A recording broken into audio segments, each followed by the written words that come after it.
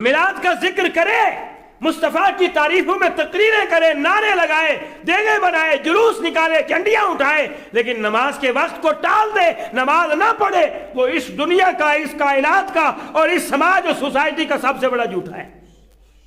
لیکن کوئی نماز پڑھ پڑھ کے گھٹنے ٹیڑھے ہو گئے ہوں، تہجد بھی پڑھ رہا ہے، اشراق بھی پڑھ رہا ہے، نماز بھی پڑھ رہا ہے، ساری نمازیں پڑھ رہا ہے، لیکن نبی کے میلاد کو منع کر رہا ہے، نبی کے میلاد کو منع کر رہے، اس کی ضرورت ہی نہیں ہے، بدعت ہے، اس کو منانے سے کیا ہوگا؟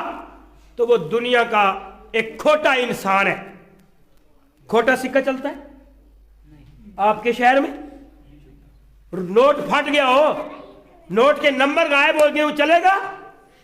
نہیں۔ تو آپ نے اگر کل میدان محشر میں جنت کا قرب لینا ہے، اللہ کے عرش کا سایہ لینا ہے، تو ہمیں اپنی زندگی میں نماز کو قائم کرنا ہوگا، کیونکہ یہ نبی کا تحفہ ہے، اور نبی کو یاد کرنا ہوگا، کیونکہ یہ مسلمانوں کے لیے سب سے بڑا انعام ہے، یہ نمازیوں کے لیے سب سے بڑا انعام ہے۔ تو ہم نے دونوں انعام کو لے کے چلنا ہے، بولے سبحان اللہ، دونوں انعام ہمارے۔